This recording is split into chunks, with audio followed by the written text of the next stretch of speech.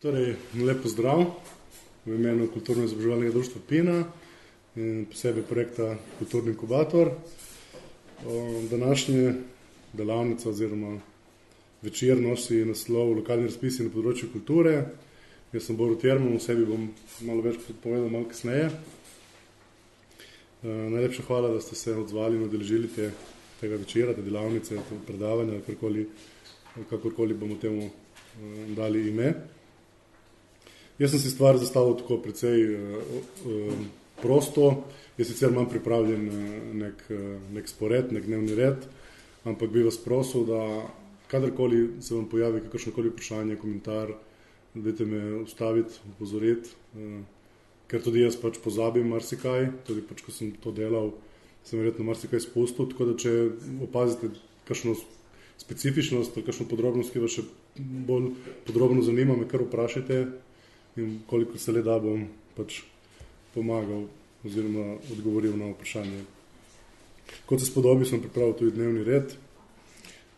Najprej bomo se lotili malo projektov oziroma kaj projekt sploh je oziroma kako pridemo do neke projektne ideje, do nekega projektnega načrta.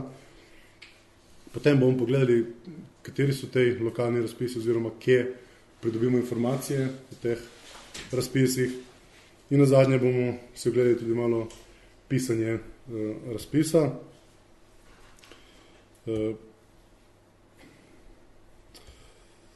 Verjetno to je tako vprašanje, ki se ga postavljate trenutno, ne? Who the fuck is Borut? Torej jaz, trenutno sem programski vodja Kulturno-izobraževalnega društva PINA, kjer skrbim za nekako sledenje neke viziji te organizacije. Svoj čas do leta 2009 sem bil tudi programski vodja kluba študentov občine Koper za leto in pol. Vodim programski odbor festivala Jeff, kjer skrbim tudi za razpise. 3 leta sem bil v ožji organizacijski ekipi mednarodnega filmskega festivala Kino Otok, kjer sem skrbel bodisi za razpise, bodisi za odnose z javnostmi. In zadnjo leto skrbim še za program v Art Kino Odeon v Izoli, kjer tudi pomagam oziroma koordiniram področje razpisov. Tako da pač imam nekaj izkušenj z terena. Sam sem bil samo na enem izobraževanju. Večino znanja smo pridobili na PINI dejansko on the field, na terenu, z pisanjem razpisom, z bijem z glavo skozi zid, z negativnimi rezultati, z evalvacijami teh negativnih rezultatov in s pač delom naprej. Torej, projekt. Kaj, kako? Katere so, po mojem mnenju, in to nekako pravi tudi teorija projektna, 3 glavne faze dobrega projektnega načrtovanja oziroma dobrega projekta.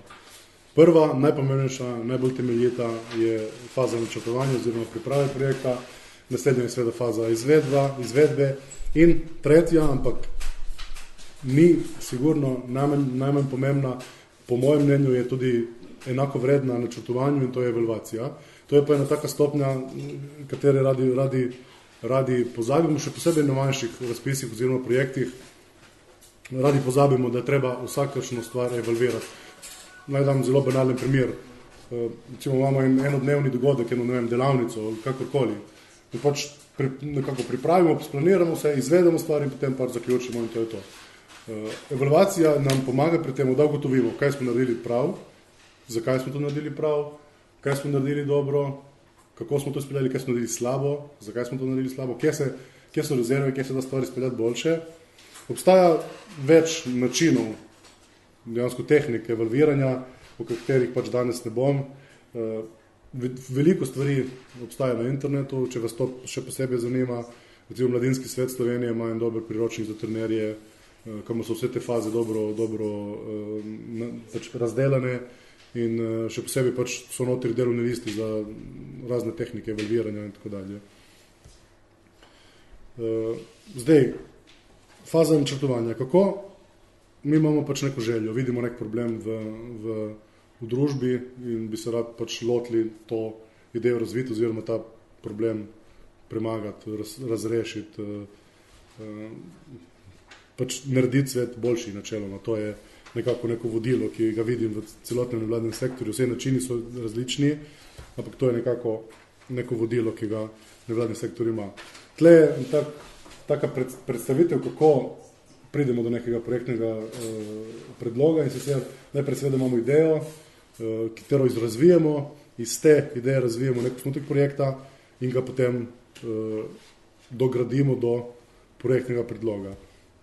Zdaj, kaj vsebuje nek dober projektni predlog?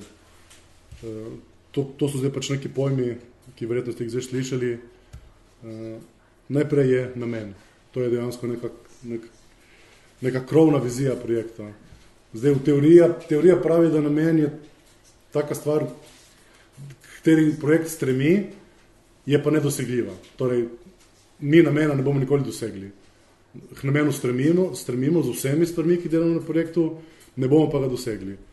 Potem naslednji po hierarhiji so cilji projekta. Cilji projekta so pa dosegljivi. Cilji projekta so tiste stvari, ki si jih postavimo in jih tudi tekom projekta dosežemo. Potem imamo aktivnosti, preko katerih dosegamo cilje in rezultate, ki so posledica določenih aktivnosti. Zdaj, kakšne so razlike med temi 4 pojmi? To je taka stvar, ki je meni delala blazne težave v samem svetu razpisov.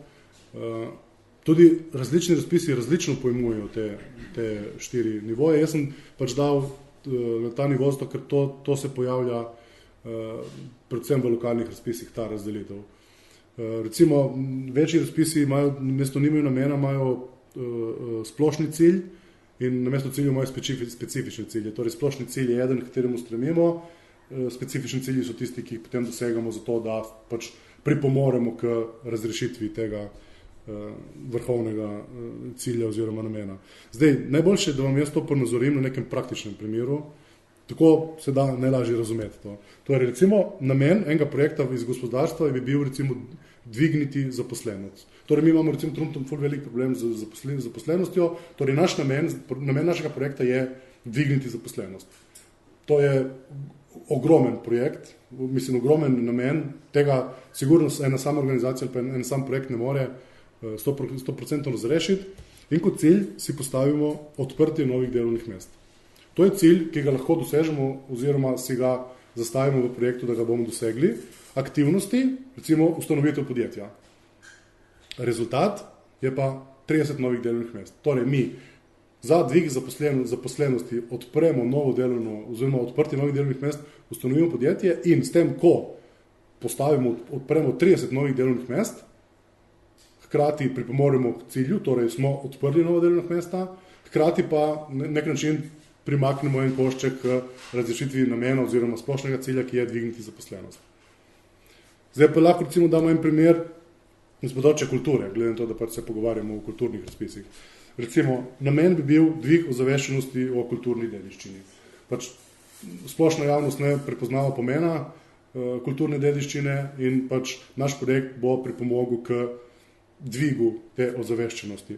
Cilj projekta bi lahko bil ozaveščanje študentov o pomenu kulturne dediščine. Katere aktivnosti beremo? Recimo delavnice za profesorje, recimo delavnice iz neformalnega izobraževanja za profesorje, ki bodo te tehnike potem aplicirali v njihovih predavalnicah in rezultat je 20 usposobljenih profesorjev. Kaj je recimo pri tem primeru zanimivo? To, da hkrati mi usposabljamo profesorje in s tem dvigamo ozaveščenost profesorjem in ker jih pač naučimo določene tehnike, ki so bolj učinkovite, oni posredno učinkujejo na študente in tudi njim dvigajo ozaveščenost v kulturni dediščini, tako dejansko dosežemo cilj, torej imamo ozaveščene študente, hkrati pa pripomoremo tudi k namenu, ki je dvig ozaveščenosti v kulturni dediščini. Imate le kdorkoli kakšno pripombo, vprašanje, vse jasno, kolikor toliko? Gremo naprej. Kako si določimo dejansko namen oziroma cilj, splošni cilj projekta? Pač verjetno se ukvarjate z nekimi področji dela, ki vas zanimajo, ki vam predstavljajo motivacijo oziroma bi rad razrešili in sigurno to področje ima veliko nerešenih problemov. Moj predlog je, da si najboljše je, da si te probleme razvrstite po neki hierarhiji, torej od manj perečega do bolj perečega. In zdaj vprašate se, kateri so razlogi za ta problem, torej vzrok tega problema in kakšne posledice ima ta problem na neko javnost, ki vas zanima. In tisti problem, ki ga preko tega zaznate kot ključni, tisti je cilj vašega projekta.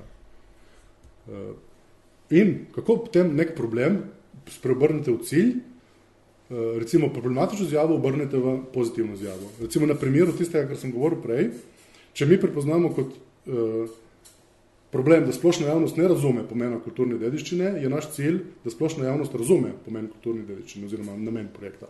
Torej, namen projekta je, da splošna javnost dojame, razume, se zaveda pomena kulturne dediščine oziroma ozavesti ta pomen. To je, tako bom rekel, čisto z prakse eden izmed lažjih načinov za priti do teh fantomatskih ciljev oziroma namena. In potem iz tega pač dejansko sledi cela hierarhija tega, kar sem pokazal prej. Torej, namen, če damo namen splošna javnost, da razume pomen kulturne dediščine, torej namen našega projekta je, da splošna javnost razume ta pomen, si lahko postavimo kot cilj, da ozavestimo neko skupino, neko ciljno javnost ljudi in potem preko aktivnosti rezultatov to tudi dosežemo. Seveda pač ne moremo, mislim, če si postavljamo velike probleme, je potem tudi projekt najverjetneje bo težko za obseg oziroma rešiti celoten ta problem. Veliko lažje je recimo na področju infrastrukture, ko imamo problem, da ni kanalizacije in se pač enostavno naredi kanalizacijo. Pri tako imenovanih mehkih projektih, to so pač projekti, ki nekako delujejo bolj na socioloških osnovah oziroma delujejo z družbenimi mehanizmi, je to težje doseči. Oziroma imamo tudi tle potem to področje izobraževanja, na katerem se da mogoče tudi res dejansko doseči celoten namen projekta oziroma splošni cilj projekta. Zdaj, kako identificirati razpise, potem ko pač imamo to projektno idejo narejeno. Najlažje, kar se tiče lokalnih razpisov, so spletne strani iz občin. Naslednja stopnja oziroma naslednji financer, pomemben za lokalno okolje, je Javni sklad za kulturne dejavnosti. Tlej naj vas opozorim, da Javni sklad je paradržavna organizacija, spada sicer pod Ministrstvo za kulturo, deluje pa nekako dvotirno in sicer razpisuje sredstva, ima letne razpise, niso še zunaj, bodo na začetku leta, ima letne projektne razpise na različnih področjih, glasba, lutkovna umetnost, glasbena umetnost, filmska umetnost, kamor se da prijavljati manjše projekte. Po drugi strani pa ima območne izpostave, na obalnih občinah so tri, torej Piran ima svojo območno izpostavo, Koper ima svojo in Izola ima svojo, ki dejansko tudi izvajajo projekte. Predvsem dosti aktivni na področju folklore, na področju gledališča, Izola vem, da dela tudi nekaj s filmom. Tako da, pač, če ne poznate Javnega sklada, vam priporočam, da najprej si pač preberete oziroma gledate njihovo spletno stran, pogledate starejše razpise in tudi, da stopite v kontakt z območno izpostavo pač v občini, v kateri živite oziroma delujete, kajti dejansko so oni tam za namenom in eden izmed namenom tudi to, da pomagajo manjšim začetnim organizacijam do preboja, do nekih večjih vsebin. Javni sklad za kulturne dejavnosti je pred 4-5 leti spremenil ime, prej bil Javni sklad za ljubiteljske kulturne dejavnosti, torej ukvarja se predvsem z tem ljubiteljskim nivojem in to je pač dobro, predvsem pa je dobro, zdaj 2 leti tega ni bilo, upam, da bo spet, so edini, ki so imeli razpis za nakup opreme. Torej si lahko dejansko kup opremo, mi smo na Pini smo server kupili nov, s tem so financirani pa razne računalnike, pa to ozvočenje tukaj je kupljeno preko tega in je bilo 50% so financiranje nakup opreme. To razpis je klical Kulturni tolar, žal so ga s krizo ukinili in pač upamo, da bo ponovno aktualen, ko bo mogoče te krize že enkrat konec. In potem seveda spletne strani različnih nevladnih organizacij, ki skrbijo ravno za to, da se razširijo informacije. V Sloveniji je ta mreža zelo dobro narejena, mogoče malo slabše prepoznano v nekih nespecifičnih javnosti, ki se neposredno ukvarjajo s tem področjem razpisov, vendar vam lahko povem, da sam sem recimo v 5-6 mailing listah, ki se jih boste tudi videli katerih, in imam dejansko pogled v vse razpise, ki prihajajo ven, tudi v vseh ostalih občinah, tako da dejansko imam pregled nad tem, kaj se dogaja na področju razpisov. Torej smo rekli, spletne strani občin, koper.si, izula.si, piran.si, vse 3 spletne strani so delane po podobnem modelu, imajo zelo lepo napisano, kje so razpisi in tudi pač jasno, kako je rok in vse. Potem je tukaj jskd.si, Javni sklad za kulturne dejavnosti. Zelo pomemben CNVOS, Center nevladnih organizacij Slovenije, zasebni zavod, ki so ga ustanovili 20-25 organizacij nevladnih 6-7 let nazaj. In dejansko to je zame referenčna mailing lista. Tukaj na tej spletni strani dobite možnost se upisati na mailing listo njihovo. Oni imajo tedensko mailing listo pošiljajo, ki se imenuje razpisi in priložnosti za nevladne organizacije. Tam so našteti dejansko večina razpisov, ki zadevajo Republiko Slovenijo, tudi recimo mednarodnih, ki so v upravljanju raznih ministrstev. Tukaj recimo ne dobite pa evropske razpise. Ne? Potem je tukaj predstavništvo Evropske komisije v Sloveniji, to je malo pač tak, malo čuden link oziroma URL, ampak pa če upišete predstavništvo Evropske komisije v Google, lahko boste pač prišli do tega. Recimo njihova mailing lista je zanimiva, ker obvešča na skoraj na dnevni bazi, tudi večkrat dnevno, o odločitvah raznih komisarjev oziroma komisij v sestavi Evropske komisije. Tako da dejansko ste up to date obveščeni o tem, kaj se dogaja na Evropski komisiji. Niso neposredno razpisi, vendar pa lahko razne strategije in tako dalje spremljate, ki so pa zelo pomembne potem, ko delate večje stvari. Potem je tukaj Art Service, to je prav dedicated servis za kulturo v Sloveniji, tudi artservice.org, tam tudi obstaja mailing list oziroma možno se upisati na mailing listo, oni mesečno, na 2 tedna mesečno pošiljajo razpise, ki so kulturne narave, torej CNVOS pošilja vse razpise, razdeljeno po področjih, Art Service pa samo z področja kulture. Kaj je zanimivo? Zanimivo v njihovem mailing lista je to, da imajo tudi razpoložljiva delovna mesta na področju kulture v Sloveniji in tujini in imajo tudi tako zvane rezidence. Torej razpise za rezidence, to je dejansko selitev in gostovanje umetnikov po različnih državah Evrope in sveta. In tudi imajo potem bazo, na samem Art Serviceu, če se prijavite, imajo potem bazo razpisov za delovna mesta, za financiranje, za sodelovanje in tako dalje. Potem je tukaj Infopeka z Maribora, tudi podobno kot Art Service in seveda našo stičišče za obalno-kraško regijo, ki ga vodi središče Rotunda. In potem imamo tudi razne programe Evropske unije oziroma Evropske komisije, ne vem, mladi v akciji, vseživljenjsko učenje, Evropa za državljane, kultura, medija sem ful lepo napisal. Pač trenutno, ne vem, koliko poznate zgodbo, Evropska unija dela proračune po tako imenovanih finančnih perspektivah. Trenutno se lih zaključuje 2007-2013 in nova začenja z 1. januarjem 2014-2020. Programi so spremenjeni, vsaj poimensko. Mladi v akciji postajane Erasmus+, vse življenjsko učenje mislim, da celo ohranja ime in se združi z Evropo za državljane. Kultura in medija sta se združila v programu Ustvarjalna Evropa, strukturni skladi so ostali enaki. V glavnem pač te programi imajo upravljalce programa znotraj Republike Slovenije in te izvajalci oziroma upravljalci programa imajo mailing liste. Tako da pač to dajte spremljati, tako enkrat, ne vem, konec januarja malo pogooglati zadeve, pogledati, kakšni programi so in se upisati na mailing liste. To je dejansko neposredni dostop do informacij. Potem tukaj sem pozabil napisati še kohezijski sklad. Sicer je spletna stran stara, ampak če vedno mailing lista deluje, izdajo e-bilten mesečno, kamor so objavljeni razpisi, tam pa so velike zadeve. Tam so vsi strukturni skladi, socialni sklad in tako dalje. Tam so pač projekti, ki, če ste prišli danes za lokalno raven, so, ne vem, krat 50, kar se tiče velikosti, bodi si financ, bodi si mogoče zahtevnosti pisanja, čeprav ni nujno tako. Vam povem, da kakšenkrat je težje pisati mogoče lokalni razpis, kot pisati evropski razpis. Sam razpis. Kaj je pomembno pogledati pri samem razpisu? Ko dobite razpis, torej na teh spletnih straneh dobite link z kratkim opisom razpisa. Na začetku so ponavadi vedno navedene neke pravne podlage in potem je namen in cilj razpisa. To je dejansko prva stvar, ki morate pogledati. Za kaj je razpis namenjen.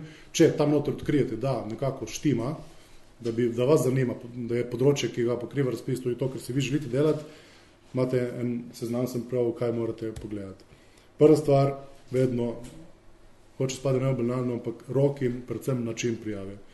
Torej, rok, da veste točno kdaj je rok za prijavo razpisa, ker lahko boste delali, ne vem koliko dela boste vložili v to, če boste pač zamudili rok, je stvar zamujena, in način prijave. To ni samo način, kot ostavimo. Nekateri razpisi imajo, ne vem, 1. januar rok in velja poštna priporočeno z dokazilom, pač datum pošti. Nekateri hoče imeti na tisti dan do 12. v sami pisarni. Torej, recimo, če že pošeljete pošti, morate imeti res zagotovilo, da bo pošta prišla točno do 12. na lokacijo. Tako zmerno smo že parkrat v Ljubljani mogli leteti zaradi tega. Predvsem pa način prijave. Tam točno piše, kaj mora pisati na kuverti. Morda vam zgleda zdaj banalno, ker pač prva stvar, ki sem dal na to je rok in način prijave. Naj vam povem en banalen primer. V Obalni galeriji Piran so 5 let nazaj prijavljali razpis preko strukturnih skladov za obnovitev epicentra bivšega v centru Pirana.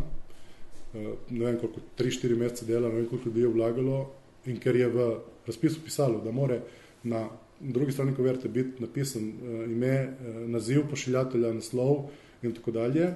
Oni kaj naredila tajnica, obrnila kuverto in dala žig gor žig na kuverto, in razpisna komisija sploh ni odprla kuverto, je zavrnila kuverto. Tako da tam je bilo vloženega ne vem koliko dela, ne vem koliko milijonski projekt je bil, ampak ni šel niti v obravnavo, ker ni nekdo lastnoročno napisal pošiljatelja na kuverto. Oziroma v načinu prijave piše, kaj mora pisati tudi na prednji strani, na kakšen naslov, kateri so dopisi in tako dalje. To so zelo formalistične, ampak verjamem, da ko pišete vaš projekt, vam to zgleda nezaslišno. Ampak ko ste vi v vlogi komisije, ko dobijo za, ne vem, en projekt 200-300 prijav, verjamem tudi, da so zelo veseli, ko lahko kakršnokoli izločijo, preden sploh začnejo brati. Druga stvar, ki pogledamo, so razpisna področja oziroma prioritete. To je pri lokalnih razpisih tako. Načeloma, evropski razpisi imajo te stvari zelo dodeljene. To so prioritete, ki izhajajo iz strategije razvoja, bodo ali države ali pa same Evropske unije. Na lokalni ravni na področju kulture sicer so prioritete napisane, je, ne vem, 10-15 alinej, vendar ste alineje načeloma ne spremenijo že ne vem koliko let. Tako da pač, zato to je posledica tega, da kolikor jaz vem, koliko je meni znano, ni nobene občine v Obalno-kraški regiji, ki ima narejeno strategijo dolgoročno na področju kulture. Tako da dejansko tam noter je svašta. In to je recimo eden večjih problemov od lokalnih razpisov, to, da se meša, bom rekel, vse, kar približno spada na področju kulture. Torej imamo od zelo ljubiteljskih stvari, torej ne vem, kulturnih društv iz vasi, nočem soditi o kvaliteti tega, daleč tega. Vendar je zelo težko, verjamem, biti komisija, da ti po enakih merilih presoja tak projekt z, ne vem, nekim vrhunskim gostovanjem svetovno znanega umetnika in tako dalje. Tako da tle dejansko pač je zelo tako ohlapno, zato pa vam svetujem, da greste sami kot prijavitelji, vzpostavite kontakt z osebami, ki so pristojne za določeno področje na občinah. Vse 3 občine na Obali in tudi gor potem na Krasu imajo urad oziroma osebe oziroma urad, ki je zadolžen za družbene dejavnosti, in to nekako pokriva kulturo. In dobro je vzpostaviti s temi ljudmi stik, navezati stik, vprašati, katere so dejansko prioritete, kaj njih zanima. Pač preveliko krat se dogaja, da so te razpisi predstavljeni kot nek način, da pač nekdo potale legnar, ki ima. Meni oziroma Pini se zdi vedno pomembno, glede na to, pač lahko govorim za vsaj Obalo, da nam je v interesu, ker tukaj bivamo, tukaj pač si želimo sorazvijati to področje, nam je v interesu imeti dialog z lokalno oblastjo, kar pa ne pomeni, da konec koncev je to povezano z neko strankarsko politiko. Pač mi se pogovarjamo z oblastjo, kakšne so naše politične stališča, pač skušamo iz tega dialoga pustiti zunaj, oziroma probati najti skupni jezik za nek razvoj, ki konec koncev vsi bomo čez 10, 15, 20 let živeli na področju, katerega probamo soustvarjati. Naslednja stvar so pogoji za sodelovanje. To je dejansko zelo pomembna stvar.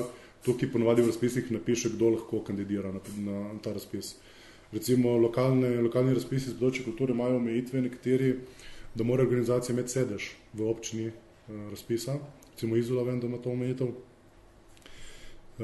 Ni pa nujno za vse razpise, nekateri ja, nekateri ne. Odvisno zdaj, kateri razpisi so. Tam piše, kakšna je organizacijska oblika, so pač prijavitelji oziroma lahko so, bodi si, da so društva ali so zasebni zavodi, nekateri razpisi dopuščajo tudi kandidaturo javnim zavodom, celo podjetjem, tako da pač tam vidimo, če te pogoji ustrezajo naši organizaciji. Naslednja stvar, ki je zelo pomembna, so upravičeni stroški. To je dejansko potem bistvena stvar, o katerem bomo še v nadaljevanju povedali. Obdobje upravičenosti stroškov. To sicer pri lokalnih razpisih ne komplicirajo toliko, vendar v večjih razpisih piše, da razpis pokrija obdobje od 1. marca do 28. februarja naslednjega leta in v tem obdobju lahko ustvarjamo stroške. Izven tega obdobja ne smemo ustvarjati stroške, oziroma tudi, če jih ustvarjamo, niso potem upravičeni, oziroma jih ne moramo financirati z samim razpisom. In potem tudi obdobje izvajanja našega razpisa. Pač imamo neko idejo, ki, ne vem, razpis začne se izvajati 1. aprila, mi bi rad 25. marca nekaj naredili. Pač to ne gre skozi. Tle treba pač prilagoditi razpisu. To je taka stvar, ki se veliko dogaja na področju razpisov, in to je, da pač ponovadi imajo organizacije neko idejo, neko željo in potem pač ni razpisa, ki bi bil pisan na kožo tej želji. Tako da dejansko idejo potem prilagajati razpisu oziroma celo drobiti sam projekt na več enot, ki so potem primerne za različne razpise. To me lahko povem čisto iz vlastnih izkušenj, da se dogaja in pač je dejansko posledica tega, da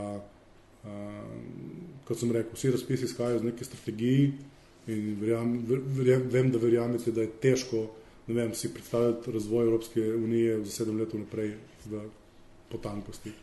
To, kar je recimo dobro pri evropskih razpisih, je to, da so začrtani naprej, da so vse stvari začrtene, kar pa potem tudi povleče to, da pač oni danes, recimo, da zdaj Evropski parlament sprejema vizijo oziroma strategijo za 7 let, kaj se bo zgodilo čez 5 let, noben ne more vedeti.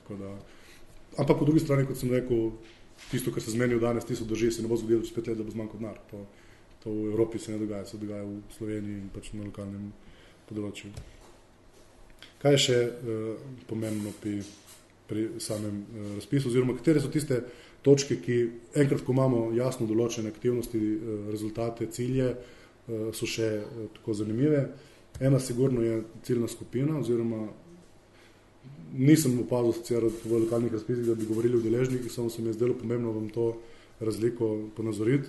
Vsak projekt ima ciljno skupino. Ciljna skupina je tista skupina ljudi, katere se projekt neposredno tiče. Prej smo imeli primer tisti iz podjetništva, torej ciljna skupina so bili podjetniki in nezaposleni. Torej, kako pač pomagati ustanoviti neko podjetje in kako pač pridobiti nova delovna mesta. Posredno oziroma deležniki so tisti, ki so posredno udeleženi oziroma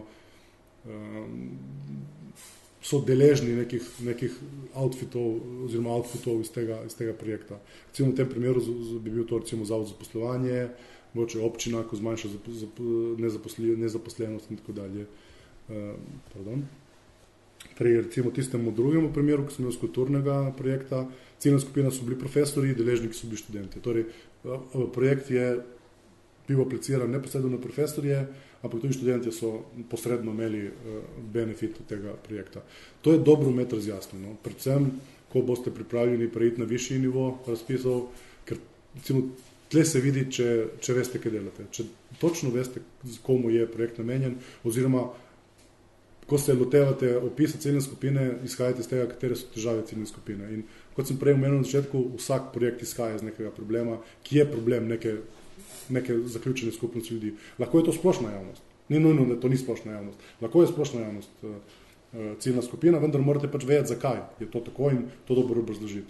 Torej, tle, če imam nekaj za vam povedati, to da dajte dobro med definiranje ciljne skupine. To je, mislim, če tudi v samih lokalnih razpisih ni toliko to pomembno, ampak to je dobro si razšiti na začetku, ker če boste nadaljevali pot na razpisnem področju, bo vam to prišlo še kako prav. Druga stvar, ki se zahteva, in to je pomembno na lokalnem področju, so reference. Tle je tako, načeloma težko je začeti, zelo težko je začeti, ker večina razpisov zahteva vsaj nekaj časa delovanja in nekaj referenc. Ponavadi je tako, da lokalni razpis zahtevajo vsaj 1 leto ustanovitve organizacije, bodi se to društvo, zavoda, karkoli pač to je, in seveda pač neke reference iz področja, katerega se pač razpis loteva. Če pač imate to srečo, da imate več referenc, dejte reference, naj ne velja več je bolje, ne pisati vse, torej če prijavite z področja kulture, ne pisati reference z področja mladine ali pa izobraževanja. Pač dajte pisati tisto, kar se tiče področja, na katerega kandidirate, in dajte dobro obrazložiti, kaj ste tam dosegli in kako ste to dosegli, ker mislim, da vsak ve napisati pravljico, ampak to pravljico lahko nekdo presoja samo na podlagi tega, kar je kdorkoli naredil. In to ne pomeni samo kot organizacija. Tukaj tudi pride upoštev CV ljudi, ki so udeleženi noter. Pač vse verjamem, da kakšenkrat se res sliši malo diskriminatorno, ker verjamem, da obstajajo ljudje, ko niso dejansko, so mladi, s kom začeli, pa so menjali profesionalno usmeritev in so izredno sposobni, ampak je težko to dokazati. Zelo težko je dokazati in pač te komisije morajo imeti vsaj neko osnovo, na kateri lahko začnejo. Tako da pač reference so tisto, na podlagi katerega vas bodo presojali. Tretja stvar je taka, neka nebuloza, ki se pojavlja v teh razpisih, je to tako zvana inovativnost. Zdaj, kako to razumeti oziroma kaj napisati, ko te nekdo vpraša, zakaj je vaš projekt inovativen? Tle najprej treba povedati, da to ni mišljeno kot zakaj je drugačen od vsega ostalega, kar je karkoli bilo narejenega do zdaj na svetu. Ampak zakaj je mogoče samo v majhnem delu inovativen? Mogoče neka tehnika, ki je razvita po svetu, ker deluje v Angliji, je inovativno to, da se to prenese na naše območje.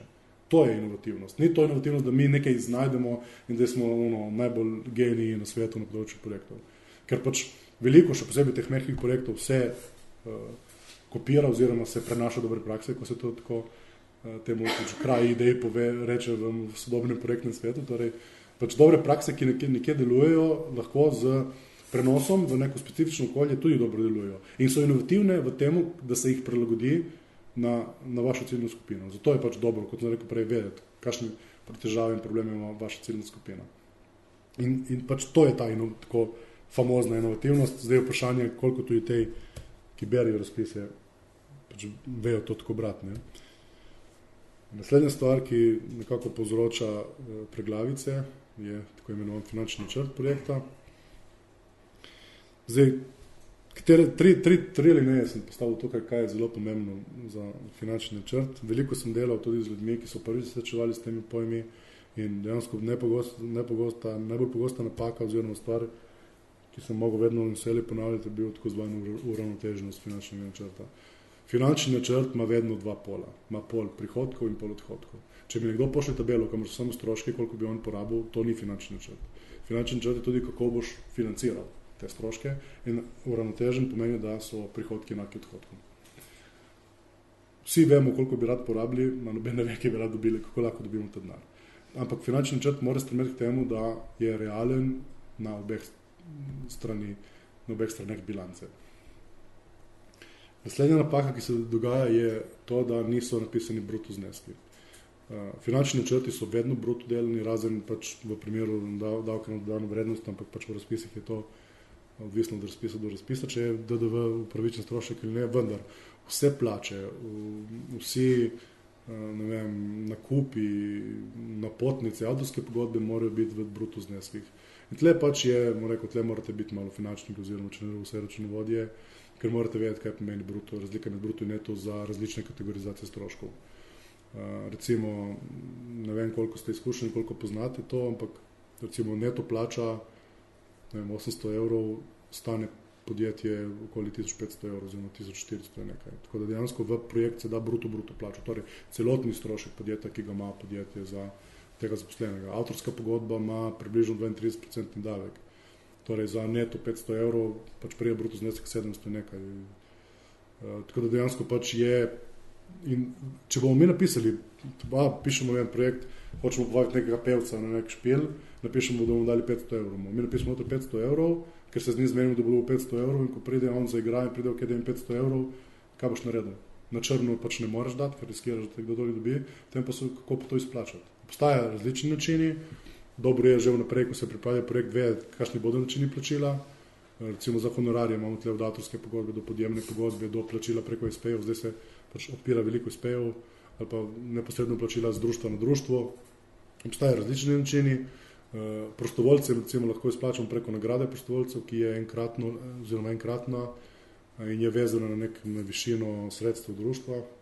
To sicer ne vem točno, ampak tudi to obstaja. Recimo, da lahko enkrat na leto nekomu, ki dela skozi celo leto, na koncu leta izplačamo neko nagrado, ki je neobdavčena, če se ne motim, smerno, popravim, če se motim. Dobro. Ja, pač to so, veš, če je stvar neobdavčena, ni toliko reklamirana.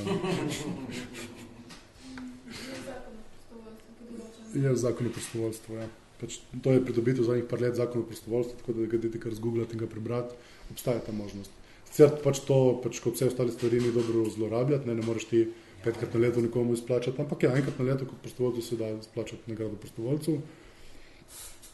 In potem nekaj, kar je pomembno pri finančnem načrtu, še posebej na področju lokalnih razpisov, so upravičeni in neupravičeni stroški. Vsak razpis ima definirano, kateri so upravičeni stroški za ta razpis. Kaj so upravičeni stroški? Upravičeni stroški so tisti stroški, za katere bomo dobili denar od tega financerja.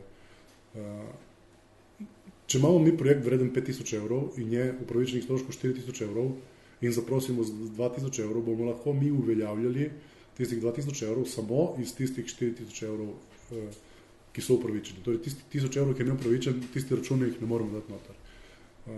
To zgleda neka kvantna fizika, ampak ko jaz povem, jaz sicer nisem strokovnjak za področje financ, jaz sem bolj programc po profilu, ampak pač vem te stvari, ki jih moram pač vedeti, ker ko vodite projekt, je dobro, da imate pregled nad financami in še posebej pa dobro, ko načrtujete projekt, da ga skušate načrtovati čim bolj podrobno, tudi glede upravičenosti stroškov in tudi, kot sem rekel prej, glede bruto zneskov oziroma načina izplačila, ki bodo potem dejansko mogoče čez 1 leto, 1 leto in pol, ki ga boste uporabili, dobro se dogovoriti prej.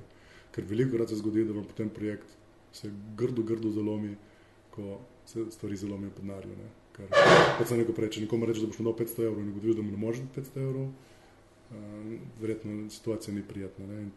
In dokler je to 500 evrov, koliko je to 20.000 evrov, je pa so zgodbe drugačne. Ne? In tudi grdo se gledaš zelo hitro potem. Povej.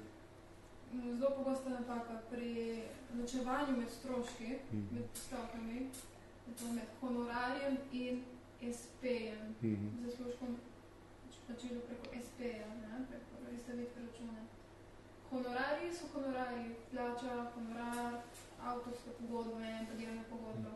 Zdaj, če ti se zvežeš z nekim izvajalcem, ki ima SP in bo izstavil račun, ti ga ne moreš dati med honorarje. To je zunanji izvajalec, da gre za storitev.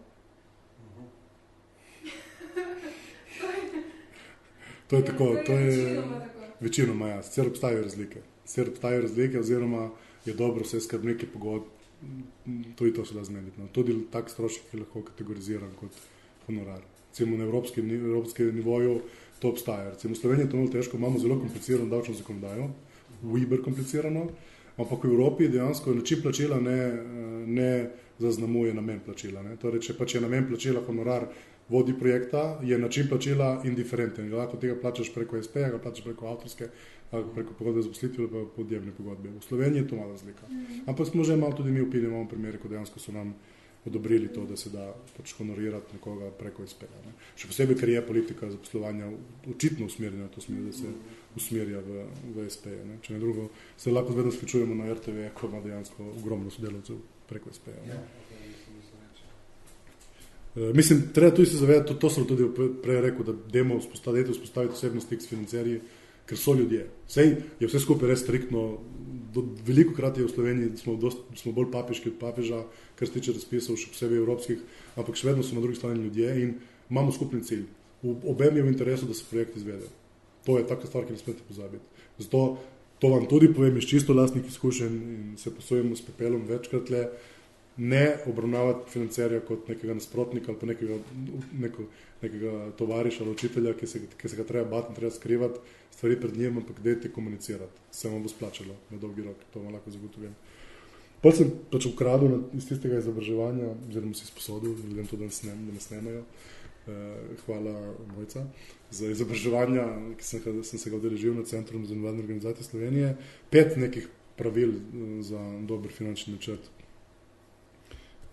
Torej, dober finančni načrt vam omogoča dobro vodenje projekta in učinkovito finančno poročanje. To je dejstvo. Veliko krat se na začetku dela gremo napisati nekaj, lik da je, bomo že pol rešili. Ne. Ker ne smete nikoli pozabiti, razpisna dokumentacija, izpolnjena prijava je sestavni del pogodbe. Torej, ko vi dobite projekt in podpišete pogodbo, podpišete, da boste naredili točno to, kar ste pisali v projektni prijavi. To se ne spremeni. Ni da ki potem, ok, smo dobili, da gremo se zmeniti zdaj, kaj bomo naredili. Tako da vsak cent, vsaka stvar, ki napišete v projekt, se vi potem s pogodbo zavežete, da boste točno tako naredili. Seveda obstajajo, seveda se da pač stvari spremenjati, real life situations, spremenjajo zadeve, to se da vse skomunicirati, ampak načeloma, še posebej, ko se tiče finančni načrt je najtežja stvar za spremenjati, oziroma mi na Pini v zadnjih 5 letih smo samo enkrat dejansko dobili dovoljenje oziroma videli, kako izgleda, da si lahko post festum spreminjaš finance v nekih razmerih in še to z nekim financiranjem, ki je neka zasebna fundacija. Tako da dejansko, ker sicer obstajajo pravila, da ti lahko 10% znotraj samih postavk glavnih nekako spreminjaš, vse, kar je več, mora biti usklajeno z financerjem in seveda nič ne sme vplivati na to, kar so dejansko učinki oziroma rezultati projekta. Torej, ti lahko tudi spremenjaš v nekem manjših zneskih znotraj finančnega načrta, vendar moraš zagotoviti, da to, kar si napisal, da boš naredil, mora biti narejeno. Tako da, če ti napišeš, da boš naredil 5 delavnic in napišeš tako, ok, vsak mu bo dal 100 evrov in ugotoviš, da za 100 evrov ne narediš delavnic, boš imel zelo veliko težave. Ker enostavno pač bo to zelo težko šlo skozi, ali boš vstopil v pogodbe, kar potem vpliva na tvojo sposobnost ponovnega kandidiranja, ali pač boš dejansko delal stvari v minusu, ali jih kriv iz kakšnih drugih stvari. Ali pa boš imel polomijo finančnega poročila in ultimativno lahko riskiraš, da vračaš dejansko v znar, ki si ga dobil, ker kršiš pogodbo s tem. In druga je, da pri pripravi finančnega načrta skušate imeti ravnovesje med ne preveč splošnim proračunom in ne preveč podrobnim. Torej to, kar sem govoril zdaj. Finančni načrt oziroma proračun ne sme biti preveč ohlapen, ampak tudi po drugi strani ni dobro, da je preveč egzakten cent. Ker recimo mi smo pač probali tudi v beskrajnosti in me lahko povem, ko je preveč egzakten, se ti zgodi to, da se spremeni en davek vmes, ali pa se podraži neka stvar in si spet vriti, ker pač enostavno si planiral nek znesek, ki ga ne moreš realizirati. Je dobro imeti okvir, je dobro se ga držati, ampak spet si malo pustiti nekega bufferja. Predvsem, ker poleg referenc so finance en velik pokazatelj tega, če veste, ali nekaj boste delali. Ker, kot sem rekel, papir prenese marsikaj, ampak so številke, ko nekdo vidi, da pišeš tam noter, da boš plačal, 2000 evrov, da bo te nekdo prišel zmontirati umivalnik, nekaj ne štima. Ne? Torej, ali ne veš, kaj delaš, pač skušaš zaslužiti, da pa mutiti. Ne? Tako da dejansko finance so pokazatelj tega, kar se bo delalo in pač to je tudi potem tretja točka, ne napihujte finančnega načrta. To je, kot sem rekel, zato ker nekako je pokazatelj tega, da veste, kaj delate in te in B, verjemite mi, ne glede na to, koliko lahko, kakšno mnenje imate v potencialnih teh članov komisiji, noben od njih ne bo dalo in bo hitro videli, kaj delate. To so ljudje, ki načeloma delajo na tem področju in vejo, koliko določene stvari stane. Ne? Je pa res, da to je recimo taka, bom rekel, če uporabim ekonomski izraz, primerjalna prednost recimo Pine je to, da tle imamo dejansko nižje honorarje, nižje cene, kot imajo recimo v Ljubljani. In zato smo bolj konkurenčni, kot so mogoče kakšne nevladne organizacije iz Ljubljane. Da ne govorim recimo v Prekmurju. Tako da dejansko je to neka primerjalna prednost. In to so nam tudi povedali, vam lahko povem konkreten primer, ko smo iskali zaposliti koordinatorja na tem projektu, smo dobili tudi par prijav z Ljubljane in so nam enostavno povedali, da je plača nizka, prenizka. Res ni visoka, ampak pač je nekako zadovoljiva za področje, na katerem živimo, recimo v Ljubljani je to slaba plača, tako da dejansko zaradi tega lahko nekako smo bolj konkurenčni v smislu imamo nižje stroške pri projektih. Četrta točka je, vedno preverite stroške s partnerji, če imate partnerje pri projektu. Pač partnerstva so pomembna, dodajo k vsebini, vendar so vedno povezane tudi tako z razdelitvijo stroškov. Ne? In predvsem pa dajte se že takoj v začetku pogovoriti o deležu sofinanciranja. Zelo malo projektov financira, zelo malo razpisov financira projekte v celoti. Večinoma so sofinanciranja do 90% tudi, vendar je sofinanciranje. In tisto razliko procentov morate zagotoviti sami in skupaj s partnerji. dogaja se to, da se potem menimo s partnerji, da se potem reče, ok, boš dobil 500 evrov, znari to in to, vendar, če ti njemu izplačaš neko aktivnost v celoti, se na tvojih plečih ostane breme sofinanciranja tega.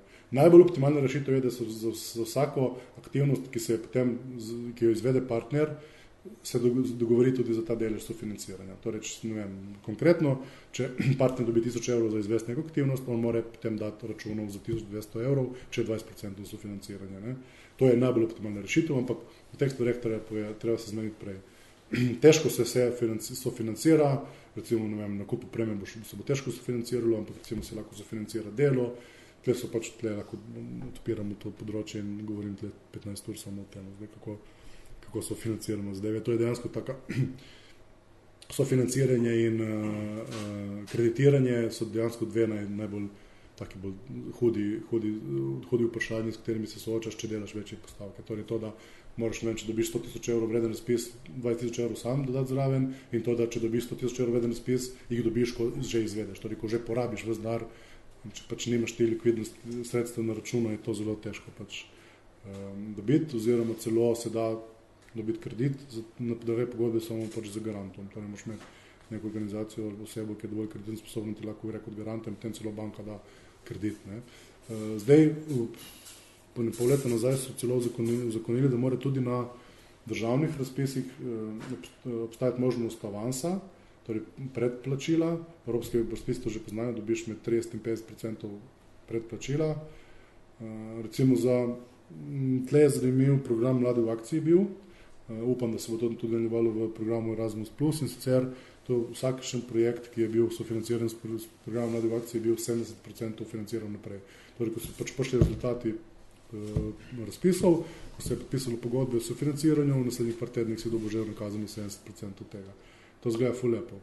Problem tega je, da če imaš veliko projektov, lahko ta denar porabiš za en drugi projekt in potem, ko treba pač porabiti to, je pač tega denarja na računu več ni. Tako da pač tle treba tudi paziti, kaj se dela.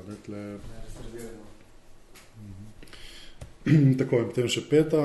Najboljše je pač stroške razdeliti po aktivnostih in rezultatih. Torej, vsaka aktivnost pač svoj strošek in potem rezultati svoj strošek, oziroma nekako kombinirati. To je recimo v teh razpisih lokalnih malo slabše narejeno, ker so te tabele zelo hlapno. Jaz sem tle potem dal dva primera lanskih tabel. To je, lanske tabele iz razpisa z Mestne občine Koper za sofinanciranje kulturnih dejavnosti za leto 2013, torej letošnje leto, ki se končuje. In to je dejansko stran prihodkov. Torej Mestna občina Koper, prispevki uporabnikov, stopnine, lastna sredstva, sponzorji donatorjev, pač ministrstvo, ki ni več to, pač se je spremenilo vmes, je postalo ministrstvo za kulturo nazaj, javni sklad in pač drugo. Zdaj, v samem razpisu je navedeno, da Mestna občina Koper ne sofinancira več kot 80%, se mi zdi, tako da pač tudi tle morajo procenti štimati. Nekako tle neko nenapisano pravilo je probati neko razumno mero. Noben financer ne vidi rad, če je dovoljeno 80%, da greš direkt na 80%. Ampak spet, razumeš, težko delaš s 30%, ker če nimaš nekjer druge za dobiti denar, tako da tle spet velja. Kot sem rekel, če vas bodo poznali, če bodo vedeli, kaj delate, če bodo vedeli, da delate dobro, bo to lažje priti skozi. Ta lastna sredstva so meni vedno tako zelo nebulozno vprašanje. Kaj so lastna sredstva? Načeloma nevladna organizacija, ki dejansko ima 100% proračun pokrit z naziva javnih razpisov, nima lastnih sredstev. Ne more jih imeti. Ampak pač tle je potem stvar organizacije. Lastne sredstva so recimo tisto, kar organizacija pridobi na trgu, če recimo trži storitve, če recimo ima neko obratovalno dejavnost, nekaj odprto, recimo šank, recimo to potem so lastne sredstva. Večinoma pa, kot vem, se dela tako, da se pač lastne sredstva pišejo sredstva z drugih razpisov, mogoče programskih, ki so vsebinsko kompatibilna z projektnim razpisom in potem pač se to sofinancira. Tle treba paziti, ker niso vsi programi oziroma vsa sredstva kompatibilna v tem smislu. Ne smete sofinancirati recimo istega projekta z dvemi različnimi razpisi, ki prihajata z iste malhe. Recimo, to velja recimo za proračun Republike Slovenije. Torej, ti ne moreš projekti ga prijaviš na Ministrstvo za kulturo, financirati z Ministrstva za šolstvo. Lahko ga z lokalnim razpisom, ne moreš pa recimo z državnega proračuna, čeprav nekako posredno prije tudi denar z občin državnega proračuna, pa kaj to je dovoljeno. V Evropi je to tako, da ne moreš z enim evropskim razpisom sofinancirati drugi evropski razpis. To pač ne gre. Tukaj treba paziti, ker veliko državnih razpisov je dejansko evropskih. So evropska sredstva, ki jih se upravlja Republika Slovenija, samo tle še vedno obstaja tak twilight zone, niso tako striktni, kar se tega tiče, ampak ja, če boste pač sofinancirali z enake malhe, bojo to hitro ugotovili, ker boste pač račune pošiljali dvema financerjem in potem zna priti tega kažin. In potem je tle tako imenovano dvojno financiranje, torej istega računa vi ne smete financirati z dveh različnih virov, enakega zneska. Vi lahko en račun, ki znasa 100 evrov, lahko 70% pišete na en financier 30, na drugega ne smete pa 100 evrov pisati na enega in 100 evrov na drugega. To je dvojno financiranje in to je kaznivo dejanje. Tako da tega pač dajmo se izogibati. In potem imamo v Mestni občini Koper to prihodkovno oziroma odhodkovno stran. Kot sem rekel, te tabele so zelo ohlapne. Vidite, tle imate 3 kategorije stroškov, pač stroški dela redno zaposlenih, stroški dela izven redne zaposlitve in materialni stroški in pač drugo. Jaz vam priporočam tako, imate dve opciji, ali tle pač napišete kumulative stroškov ali pa to tabelo razdelate. Vsekako je pa dobro imeti pri sebi, ko delate projektno delo, zelo dobro razdeljene stroške. In če to imate, skaj ne spremeniti tabelo in pokazati, da dejansko imate zelo podrobno opredeljeno, kako imate te stroške razdeljene, ker s tem, kot sem rekel, se vidi, koliko dejansko poznate stvari in koliko imate stvari razdeljene in veste točno, kaj boste delali v prihodnje. Tle se, mislim, da moj monolog konča. Tle so moji kontakti, moj mail in moj GSM. Dajte si to napisati, če imate kakršnokoli vprašanje, sem pripravljen tudi vam pomagati pri konkretnih zadevah. Jaz sem načeloma v Kopru med tednom v pisarni, tam sem, če imam čas, radi volje, kaj pomagam, pa pomorem. In to je to. Cool, vse, to sem povedal. To so še logotipi financiranja tega projekta in zdaj pač odpiram razpravo, da malo prebijemo let, bi vas prosil, če lahko mi poveste pač nekratko ime, priimek in kaj delate v življenju oziroma kaj vas zanima. Jaz sem Matej Štokelj, sem aktivno na društvu Sirena, ki se nekaj ukvarja z mladinskimi izmenjavami in usposabljanji. Zaključujem študij računalništva, matematike in pedagogike.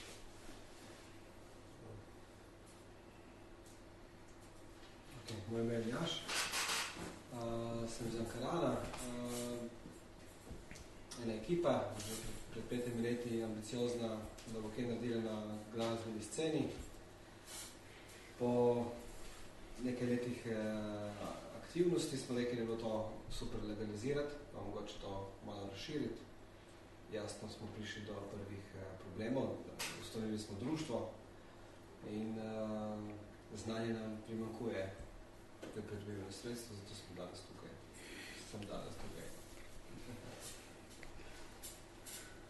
Jaz sem Luka Begič, sem Sreška Grofres Repiran, tajnik, sem študent, študiram promet.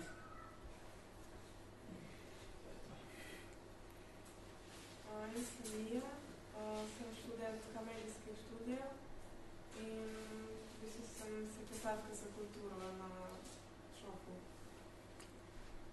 Moje ime je Diana.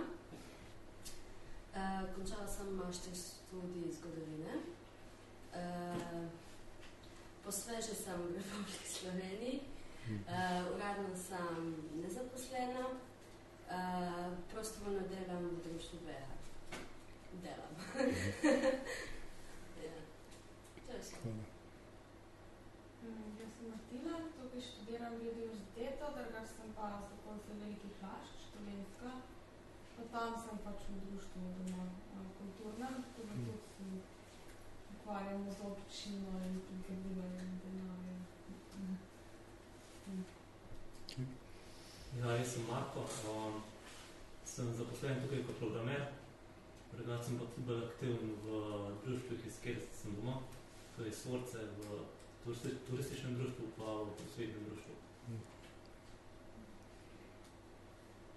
Tanja, jaz prihajam iz podjetja Inspira komunikacije, sem samo zaposlena in skušam včasih se kandidirati na kakšen zanimivem razpisu, tako da sem pa še kakšen fajn, ki bi bilo slišati še danes. Tako, zdaj je beseda na vaši strani. Jaz sem tle, sedim, vas gledam, vi gledate mene, 1 uro sem govoril, zdaj pač dajte... Zelo pa tišina na vaši strani. Ja, upam, da ne, mislim, to je slabše za vas, pač jaz... Koliko časa ste rabili, da so začeli prihajati pozitivni odzivi, ki si rekel, da... 3 leta. 3 leta. Pač zgodba je stala tako, da smo neka ekipa ljudi, ki smo izhajali iz šoka, si rekli, gremo probat. In smo šli probat in smo rekli, pač, tudi če ne gre skozi, mi smo si želeli to delati v življenju profesionalno. In pa tudi tega preživeti. In noben od nas ni imel namena tega bogateti, ampak preživeti tega. Delam na področju izobraževanja, aktivnega državljanstva, multimedije. In dejansko v 3 letih so se začeli dejansko sadovi kazati. Tako da, ja, mislim, ne, sigurno na začetku pač je bilo dobro to, da smo se vzeli nek čas in smo bili pripravljeni ne obupati, ne. Da, ja. Kdo vam je bil, mislim, koga ste se vzeli za zgled, ali kakšne reference, po katerih ste delali, recimo? Mislim, tle je mogoče, ne vem, Ekvilib inštitut, recimo z Ljubljane, ali pa Kibla z Maribora.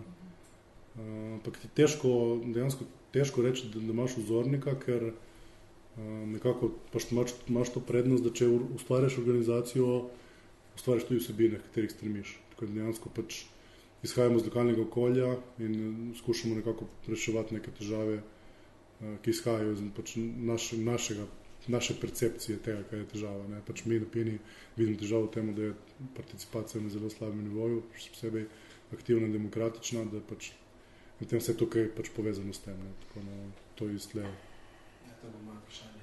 Kakšna je participacija? Tako, kar se tiče Pine, bo neko tako. Mi stvari delamo predvsej, bom rekel, abstraktne. Ne, recimo ne vem, delamo političnih kampanj, kakoli takega. Nekako mi skušamo ljudi naučiti, kako priti do informacij in ko informacije obdelati, predvsem pa in pokazati, da vsako mnenje šteje, še posebej, če je argumentirano, oziroma edino, ko je argumentirano, in pač vsi projekti nekako stremijo k tej rdeči niti. Ne. In pač skozi vsak projekt, ki ga pač ustvarimo, skušamo to vizijo aplicirati. Smo pa recimo v zadnjih par letih, to je zanimivo za razpise, to, da smo na začetku skušali delati to, da smo videli razpis, razpis pokriva tudi to, gremo si izmisliti projekt, ki bo šel v ta razpis. In smo bili manj učinkoviti, kot zdaj, ko smo obrnili, ko dejansko imamo neko vizijo, neke projekte, ki bi rad pokrivali in pač iščemo načine, kako to financirati. In še ena zanimivost, recimo to, da se taki projekti pokrivajo skoraj da 100% z javnih sredstev, je tak unikum evropski. Ne? Recimo v Ameriki skoraj da ne obstaja javnih razpisov. Ne? Dejansko se večina stvari pokriva bodi si za donacijami, bodi si s sponzorskimi sredstvi. Ne? Tako da dejansko to je neko področje, ki je zelo tesno povezano z družbeno odgovornostjo gospodarstva. Pač tle pri nas manjka še to, ta zavest o temu, da kaj je družbena odgovornost. Ne? In tudi gospodarstvo mora nositi svojo družbeno odgovornost, kot tudi dejansko nevladni sektor mora nositi nek soodgovornost do nekega stanja v družbi. Ne? Tudi do neko stvar gospodarske krize ali pa krize vrednot, pa politične krize ni samo stvar politike ali pa gospodarstva, je stvar tudi vseh nas ostalih pač vrednot, ki jih preko naše egzistence vnašamo v družbo. Tako da pač to je taka stvar, ki tle dela še ogromno. Ne? To je tako področje, na katerem skušamo delati. Ne? Se pravi, vidiš, da se v tem je perspektiva. Mislim samo perspektiva strani tvoje volje, je tudi perspektiva strani virov. Smo je ta nova... Perspektiva finančna. Ja, načeloma 2014-2020 se približno se ve, kaj ja. Bo, v kateri smer bo šla. Načeloma vsebinsko bo zelo malo sprememb. Aha, okej. Kazalo se je kot ogromne spremembe in kot pač ne poznam vse specifične programe, ki leti ne obstajajo še, recimo lahko povem za področje kulture, tako zvane ustvarjalna Evropa, katere so glavne spremembe programa, to, da so uvedli kategorijo videoiger, v program kulture. Torej, Evropska unija bo financirala preko programa Ustvarjalna Evropa razvoj videoiger, ki bodo pomagali pri aktivnem državljanstvu. Čau. Pač očitno so poštekali, da mladi danes je ta svet je pač njim bliže, kot je mogoče nam ali pa 60-letnikom, niti se ne smem predstavljati. In pač je to neko področje, ki ima potencial očitno. Ne? In druga večja novost je to, da so združili program kulture in program medije in da so mogoče naredili to, kar je bilo zdaj veliko pomanjkljivost, da je ta svet audiovizualnih medijev bil totalno razcepljen. Tako da dejansko je to zdaj malo boljše pokrito. In to je to. In dejansko so priznali pomen profesionalnih struktur za profesionalizacijo. To recimo, kar delamo mi preko projekta Kulturne inkubatorje, torej kultura kot potencial za poslovanje. Ki prej je bila kultura zelo, bomo rekel, produkcijsko usmerjena, torej kako financirati gledališke predstave, glasbene festivale in produkcijo samo, zdaj je tudi pač usmerjena to, kako zagotavljati to, bomo rekel, hrbtenico, background profesionalizacije. Kar je pač dobro, ampak so pa to taki projekti. Jaz recimo poznam za Jeff, recimo, ko sem pisal razpis za Ministrstvo za kulturo večletni, pač Jeff je bil financiran v prejšnjem 4-letnem razpisu, zdaj smo tudi kandidirali za ta naslednji 4-letni, za evropski razpis kulture, za glasbeni. 4-letni razpis pomeni kaj? Da, če dobiš razpis, da dobiš prigodbo za 4 leta. 4 leta lahko furaš Jeff? 4 leta dobiš sofinanciranje. Lej, za Jeff stane 30,000 evrov na leto, Ministrstvo za kulturo je dala 2,500 evrov na leto. Torej, lahko furaš tem, ne vem, verjetno ne, ampak pač nekaj je. Kaj bo naprej, ne vem, bom videl. Kaj se hoče reči? To, da za program kulturo, za glasbene festivale si mogel imeti samo, pogoj za pristopiti k razpisu za glasbene festivale je bil, da si zadnja 3 leta imel najmanj 7 skupin za 7 različnih evropskih držav v festivalu. Torej, ti si mogel 3 leta prej to imeti in potem si lahko kandidiral na razpis, kar pa ne pomeni, da si ga nujno dobil. Ne? Tako da dejansko so, pač bomo rekel, za te neke standardne kulturne vsebine, te evropski razpisi totalno absurdni, oziroma absurdni niti ne, ampak so pač, kot sem rekel prej, vsak izmed nas, ki nekaj dela, misli, da je to najboljše, kar dela in ima toliko rad to projekt, ki dela, ampak ko to damo na evropski nivo, glasbenih festivalov, ki pokrivajo jazz, funk, etno, tako je milijone na področju Evrope in pač enostavno mora biti neko sito, ki spusti skozi. Tako da pač ni, mislim, za majhne stvari je zelo težko priti skozi. Zato pravim jaz, da ključ je v povezovanju in v dejansko mreženju. Ne? Torej neka vsebina, ki je del nekega večjega projekta po področju kulture. To je recimo rešitev. Ne?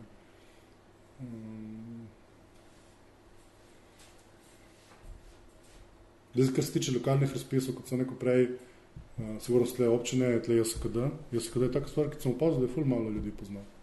JSKD ima vsako leto projektni razpis, ki se da dobiti tam do 1000-1500 evrov tudi za neko dejavnost. Ne?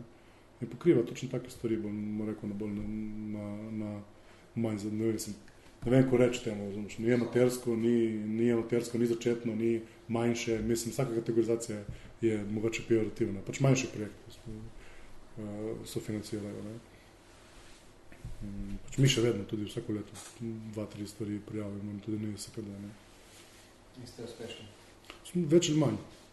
In pač tle ne pričakovati enotnosti rezultatov med financerji. Imaš različne financerje, različne rezultate. To je recimo taka stvar, ki smo mi opazili po tem 3 letih. Ne? Dejansko različni programi različno ocenjujejo iste vsebine. Dejansko, če prijaviš nekaj na Evropo z državljane, ali pa prijaviš nekaj na mladi v akciji, lahko je enako vsebina, boš tam dobil ful več točk, pa tam malo, če tudi je skladno z nekimi, bomo rekel, pač prioritetami in tako dalje.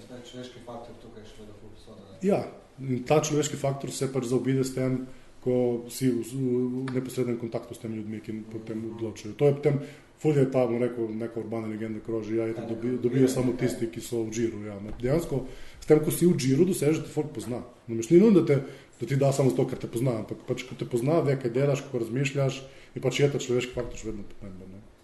To je dejstvo. In se ti odpirajo nova vrata, predvsem potem pri pridobivanju informacij. Mi, recimo naš, kot je bil prej sem rekel, primerjalna prednost, da smo tle na obali, je tudi dejansko slabost, to, ker nimamo dostopa do informacij. Ne hodimo na ministrstvo, ne hodimo na kave, zvemo, kaj se dogaja 2 tedne, 3 tedne potem. To je ključno, mislim, to je največji problem. Ne? Ker danes smo študenti, ki služijo izključno za pripravo recimo razpisne dokumentacije, kar se mi zdi, da ni v redu. Ne? Da nekdo reče, aha, jaz bom nekaj delal, tebi bom pač dal, bom to računal pač skozi strošek projekta, se izgubi ta smisel, se pravi, že kot se je prej omenjal. Če ti točno veš, kaj boš potreboval, koliko bo to stalo, bo projekt kvalitetno. Ja, na tem nivoju, ko delamo mi, je hvala Bogu tako. Take delavnice so, ponavadi niso tako, mislim, niso brezplačne. Jaz, ko sem to opazil, to vsaka vam čas, ne, da to delate. Ne. Mislim, nas namen je pač, mi hočemo, da se stvari, rekel, normalizirajo tudi na tem področju. Ne. Sej, pač jaz nimam nobenih dokazov, ne moram ni trditi, kaj vse lahko gre narobe, pač spremljamo zadeve, vidimo, kaj se dogaja, ampak pač, ja, dejansko bi lahko stvari bili boljše, ne. Boljše urejene, bolj sistematične, bolj fair, konc koncev, in bolj pač bolj nagnjeni k temu, da se dejansko ocenjuje k temu vsebini, ne pa samo kdo stoji, pa kdo ne stoji za tem. Ampak pač to je, meni se zdi to, da je pač the price to pay za igrati to igro, ne, mislim. Ampak vam povem tudi, da smo tudi preko Pine, mi je bilo velikokrat dokazano, da ni vse tako črno, kot zgleda. Pač ni vse tako lepo, kot bi lahko bilo, daleč tega pa da je vse tako črno. Tako da pač jaz osebno nisem nagnjen niti k poveličevanju, niti pa a priornemu groznemu kritiziranju vsega. Tako da pač posod so ljudje in kot posod so ljudje, nekateri so ful cool, nekateri so pa grozni. Ne? Tako da pač sistem smo ljudje, ni, da je to neka stvar nad nami in to je to. Ne? Zato pravim, meni se še vedno zdi ta pomemben stik. Lahko je to lobiranje, če hočemo temu tako reči, ampak pač meni se zdi pač, razumeš, nekaj bi ta slaba stran lobiranja je to, da pač ti dejansko mantraš nekoga, razumeš, da potem da tebi denar. Drugo je pač, da te ljudje poznajo, da vedo, če si sposoben. Razumeš, in pač to je lažje dosež tako, da te nekdo dejansko osebno spozna. Kar pa ni nujno, da karkoli konc koncev kar pomeni. Tle še en kup drugih faktorjev. Še posebej na lokalnem področju, ko so dejansko neka mikroscene tam na weird speljane. Konkretno zdaj sem videl Mokra, je nov razpis za financiranje preditev. Ja. Tu verjamem, da obstaja ta človeški faktor na ontrašnjem filmu. Mislim, tle je recimo zanimivo za Mestno občino Koper, da je dejansko doma strategijo na področju razvoja turizma. In to je redkost, dejansko pač na ostalih področjih, koliko vem, ne postajajo strategije dolgoročne. In pač ja, se lahko s tem strinjamo ali pa ne, ampak je vsaj imajo, razumeš. Torej vse veš, na čemu si. In je pa res, da pač, ja, to je ena tak stvar moč, ki sem tu. Da je malo bogi, ne, mislim, to je moje osebno, ne, mislim, da je koliko 190 jurjev. Ja. Zdaj, to je veliko, malo, se mi zdi, da... Vsako leto ustrajno, nekaj časa je naraščal, zdaj mislim, da pada, zadnjih par let, ampak koliko ja. Če vem, največ imaš? Ne, nimam cifra v glavi. Je pa res, da pač to je tako, to je... Če pomislim za tako občino, ne, je to... Je malo, dejansko je malo, ampak pač po drugi strani nekaj je, ne.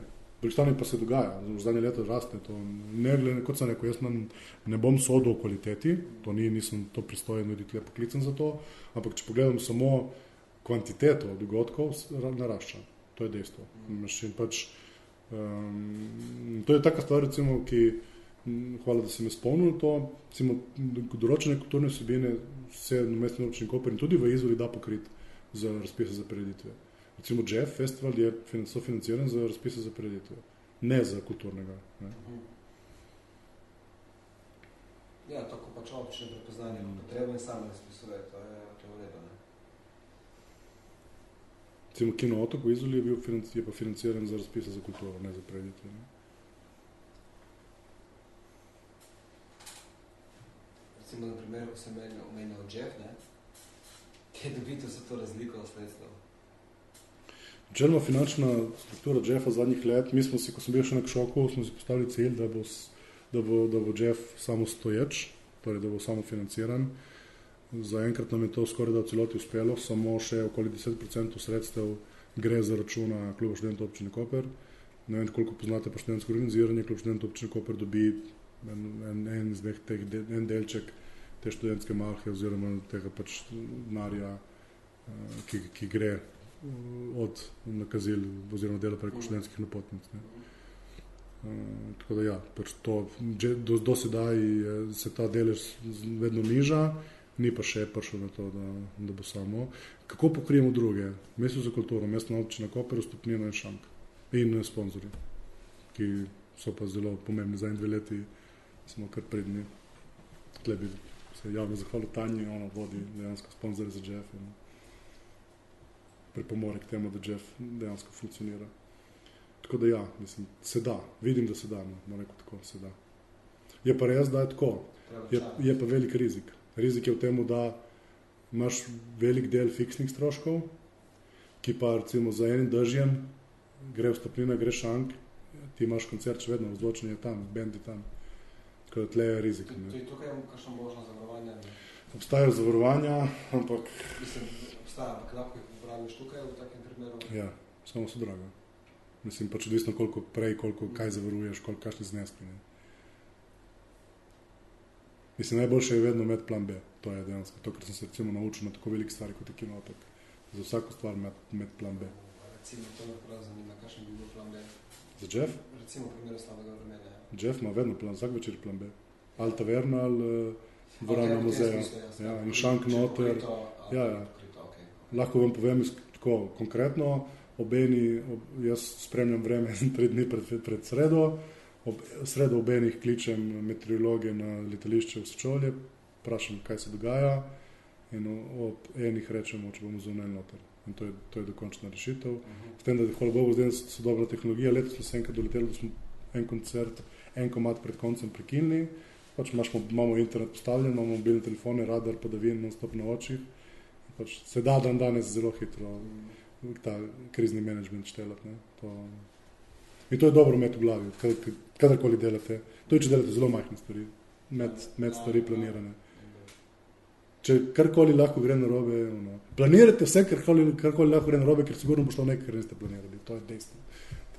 Temu se ne moreš izogniti. In fulkrat, ko bom rekel, zelo, taka je moja izkušnja, ki jo imam iz projektnega vodenja, dosti krat je ful bolj pomembno, da se odločite čim prej, niti ni pomembno, kaj se odločite, ampak da se nekdo reče, ok, tako bom pika. To je ful pomembno pri projektu, ko se dejansko prije do izvajanja. Ker fulkrat sprejel tega, da je 10 ljudi, ki so lahko ful pametni, ful sposobni in tem se pogovarjaš med sabo in ne preješ do odločitve. Ker manjka nekdo, ki bo rekel, ok, tako bojim, strenjajte, ok, gremo naprej. Ker več škode povzroči to, da čakaš na odločitev, kot da se nekdo odloči. Tlemo, če gledam po sebi, ključ dobrega projektnega vodja. Da ima jajca sprejeti odločitev in pač odgovornost, ki to prinese. In pač dobro je to, da si sposoben čim več informacij imeti, na podlagi katerih se odločaš. Samo potem se ti zmeša. Ja. Dajte še kaj vprašati. Boste prijavili kaj? Mestna občina Koper ni še razpisala letnih, razen za te prireditve prišel ven. Lani so februarja bili razpisi za Mestno občino Koper, Izola in Piran so pa prednje so že končalni, so že zaključeni razpisi, ja, za kulturo in vse. In JSKD tudi enkrat na začetku leta. JSKD zanimivo ima od predlani spletno aplikacijo za prijavo. Ne pišeš več v Word dokument, ampak prijaviš preko spleta, preko neke aplikacije. Če boste to delali, dajte si, ko končate nek odstavek, prej kliknite save, dajte si kopirati to. Ker se zna zgodi, da ti 15 minut nekaj pišeš in potem pišeš next in gre vse malo. Tako da to...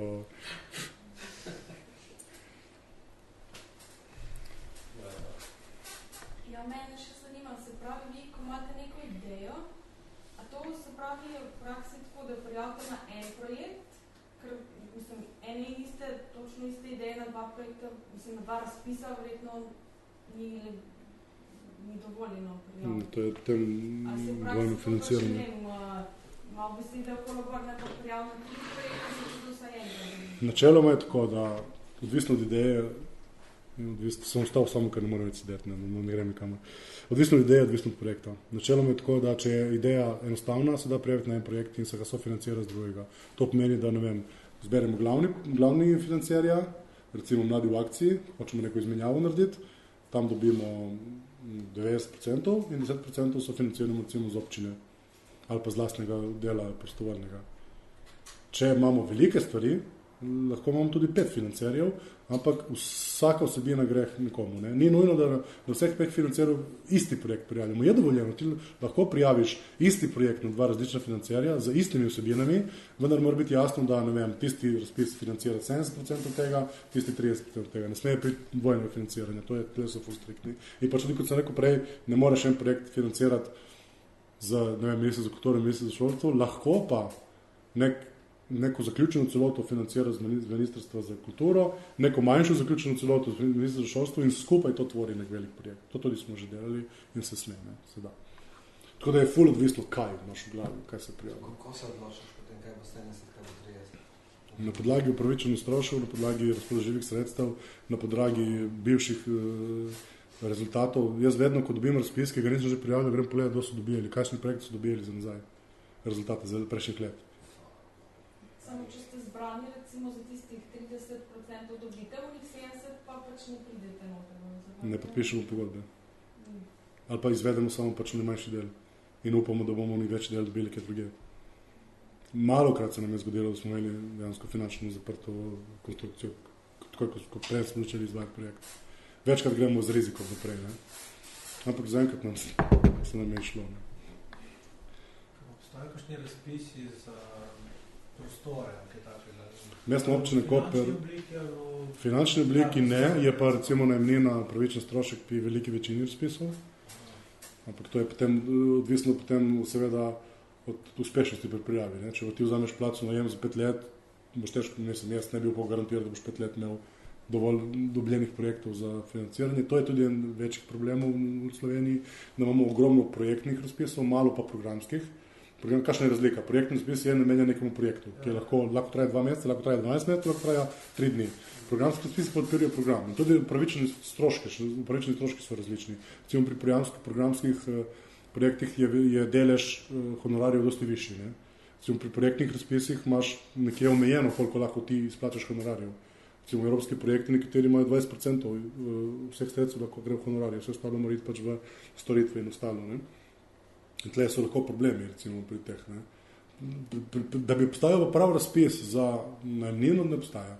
Obstajajo recimo neke rešitve, ko imajo določene občine, ko imajo neke dedicated prostore, recimo to se dogaja zdaj v mestno občino Ljubljana v Šiški, tam zraven Kino Šiške, pač daš vlogo, je podobno kot razpis, napišeš, kaj boš delal in potem ti dajo za 2 leti v brezplačen najem, pač kriješ stroške. Ne? Torej, to je tako na Metelkovi, ta Metelkova 6, tista velika stavba zraven Gromke je tako razdeljena. Ne?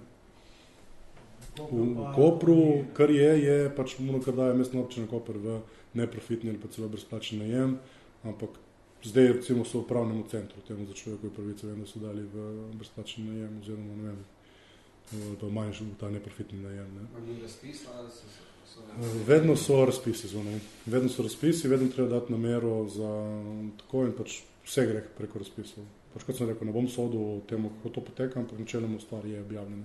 In pač tle je isto kot pri zakonu. Ti ne moreš sklicovati na to, da nisi vedel, če koga ubiješ, da ne smeš. Ne? Pač, če ti ne vidiš, da je razpis zunaj, ni problem občine. To je problem, ki nisi ne veš, pač kaj dobijati informacije. Čakaj, kaj sem hotel še reči? Nekaj zdaj mi kapom v glavo. Ne, se pozabil.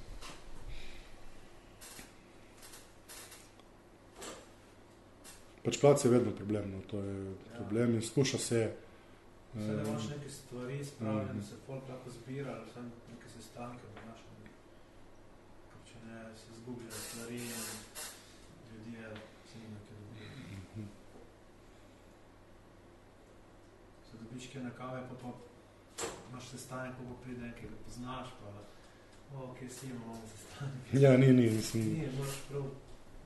Povedal, profesionalni odnos do dela zahteva svoje okolje, ne? To je dejstvo. Tudi mi na Pini smo začeli, kao, ni panike, ne bomo imeli urnika, ni panike, bomo že, pisarna je pač tam, bomo že prihajali, zdaj smo vsi tam vsaki dan. Tako da pač funkcionira svet tako, lahko s tem ne strinjaš, če hočeš biti učinkovit.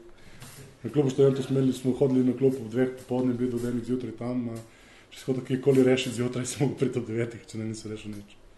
Tako da sigurno je pač plac dobro metne. Je pa stvar dogovora z občino. Ne. Vedno kot pravim, iti tam, vprašati, če kakšnakoli možnost, kakšnekoli pisarnice dobiti in to se da. Ne.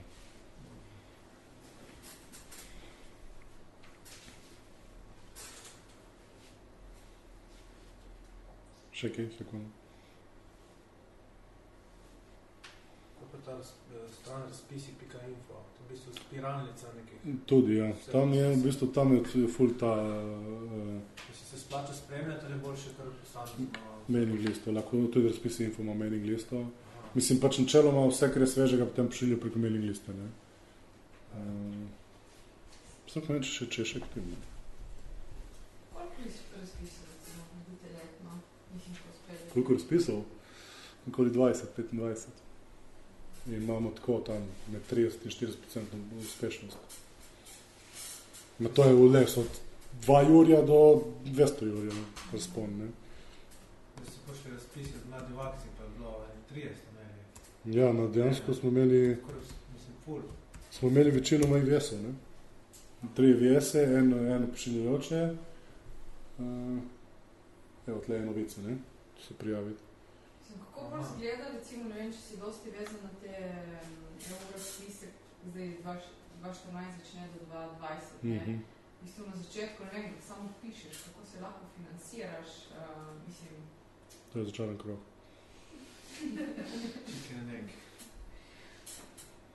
V tem času koristiš te sredstva, ki so prišli od prejšnjih razpisov. Ja, tako je. Mogoče neka alternativa je recimo imeti limit na računu, Tako je bolj slabo. Mislim, tle treba razlikovati med likvidnostjo in finančno vzdržnostjo, Pa če imaš ti dobro narejene plane in veš, da bo leto finančno vzdržno, tudi če greš potem v minus, ni panike, Ko pa ni finančno vzdržno, je pa drugo, ki potem lahko se zgodi, da ostane brez denarja, In zapreš barak, ne veš domov. Da mi pokaže, kako izgleda mailing liste, Da vidim moj mail. Recimo, jaz smo se tle noter zbrano. Recimo, to je prišlo danes, razpisi priložnosti Cembusa, Potem imamo tako po človekove pravice, to so razpisi, to so pač priložnosti, ki niso razpisi, so pa nevem neke delavnice in tako dalje. Pa imamo mladi, kultura,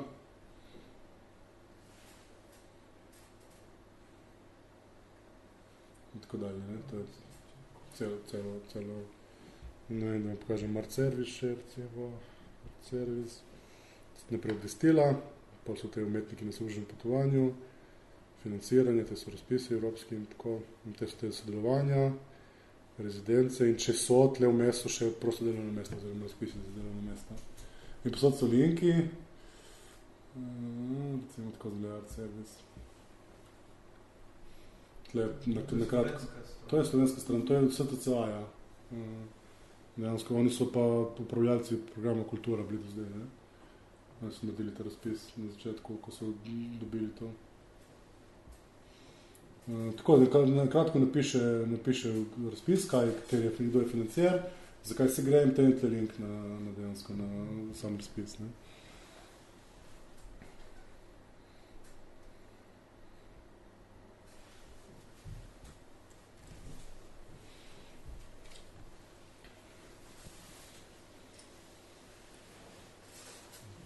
Kakšno vprašanje? Koliko od vas ste že prijavili razpise? Kaj? Koliko vas je že prijavili razpise? Jaz pač ne vem, v akcije. Ste poznaš kaj Erasmus Plus? Ja. Pač zdaj je prišel vodnik, ampak nisem še prebral. Načeloma stvari ostanejo enake, samo drugačni naslovi oziroma imeni. Ja. Vsi ostali tudi ste že vsi prijavljali že? Ne? Nič. Ti si že na šopu že prijavljali, kaj se zdaj na sveže? Ja, od novembra. Zdaj bo zaguslo, zdaj na koncu leta. Zdaj začne dogajati. Za razpisi, oziroma tisti, ki imamo že nazaj, poročili zapisati. To je druga plat medalje. In zato je dobro napisan. Če imaš zelo dobro napisan projekt, je poročilo zelo lahko, ker daš samo ono, ker sem imel prihodnikov preteklik. Če nimaš dobro napisanega, pa je pa pizdarja. Se je odvisno od razpisa do razpisa. Tako je, nekateri sploh nimajo enakih stvari za poročati, kot je recimo prijavljeni. Ampak ja, pač to je, mislim, če vprašate mene, je 70% je tipkanje, 30% je dela na projektu. Ne? Žal. Pač vzameš v zakup. Da lahko. Ja. In zato ful ljudi obupa na višjem nivoju. Ni kvantna fizika, onako noben, mislim, res ni kvantna fizika, ampak obupa folk, ki potem samo pač ne možeš ful časa biti v pisarni in tipkati in tako dalje. Na PIN imate kakšne specialce, ki se s tem ukvarjajo? Na PIN je kul. Na PIN je kul, zato ker vsak izmed nas zna delati več stvari. Noben ni samo za eno področje specializiran. Jaz sem bil v svojem življenju od člana politične stranke, vodil sem kampanjo, stopil sem iz stranke, bil sem radijski tehnik, tonc, delal sem v Luki Koper, v Klavnici, delal projekte, glavne, vsak izmed nas dela ful stvari in to je v bistvu ful dobro, zato ker lahko veliko stvari mi dejansko in-kindamo, ne outsourcamo, insourcamo, dejansko ful stvari delamo mi, ker pač vsak izmed nas zna delati več stvari. To je pač dobro. Tudi na ta način gradimo ekipo. Ne? Tudi Mirna, ki je dejansko zadnja, ki smo vzeli v ekipo, bodi si je delal doktorat na področju, ki se tiče projekta, bodi si je ne vem koliko 3-4 leta delal v računovodskem servisu. Tako da pozna bodi si vsebinsko plat, bodi si to finančno. In pač tak kadar iščemo. Ne? Ker med osko specializiran folk je ful dobro, ko imaš 50 ljudi. Če bomo en dan pa že do tam, mogoče bomo tako. Zdaj pa vsak izmed nas dela vse. Jaz, ko sem bil na Kšoku, ko sem bil programski vodja na Kšoku, vsak nov aktivist, ki je prišel, ne glede na to, kaj je znal delati, kaj ni, ko smo imeli koncert v Verni, sem vzel jaz metlo, sem dal njemu metlo in smo rekli, ajde, gremo mi lepo pomet v Verni. To je pač, tako odnos do dela met naprej, ne, to je to.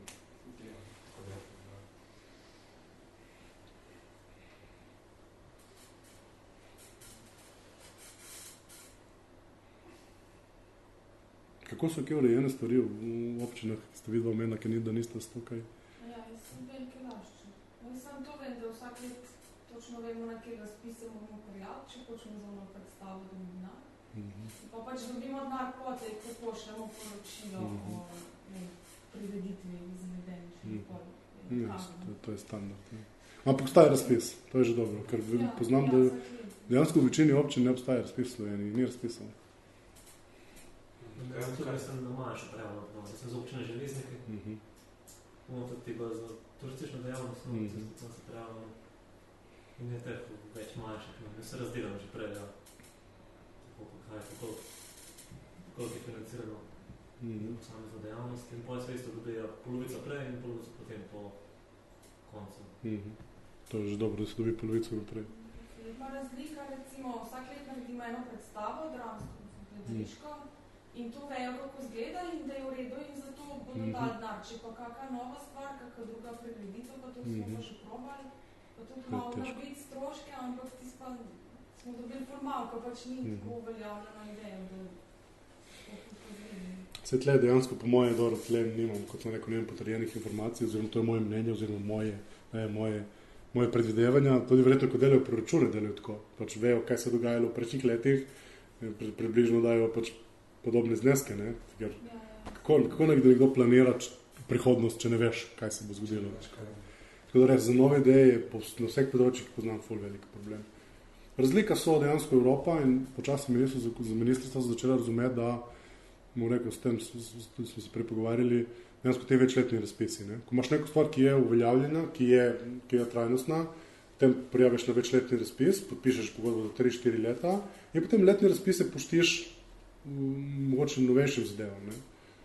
Tako nekako na mestu za kulturo obstaja ta hierarhija. Imaš programski razpis, programski večletni razpis, projektni večletni razpis in potem je projektni enoletni razpis.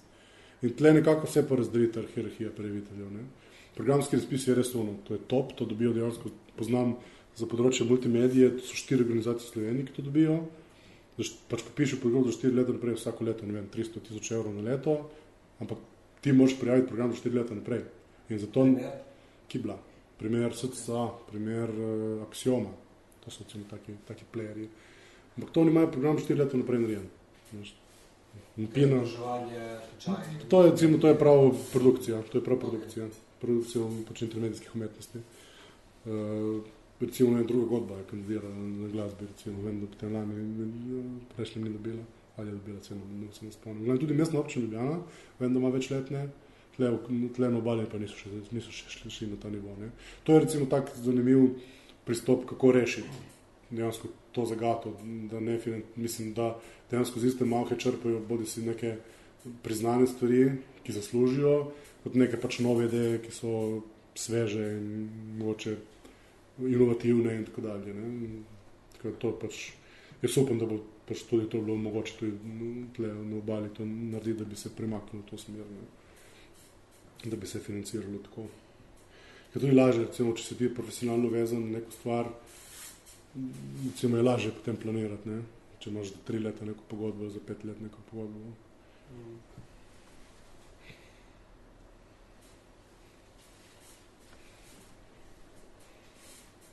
Je po vsakem primeru dobro imeti organizacijo nekoga, ki se pozna na finance. To lahko imaš ne vem koliko kadrov, ali pa nimaš nekoga, ki šteka finance in ki šteka, kako zlagati papirje, je nujno.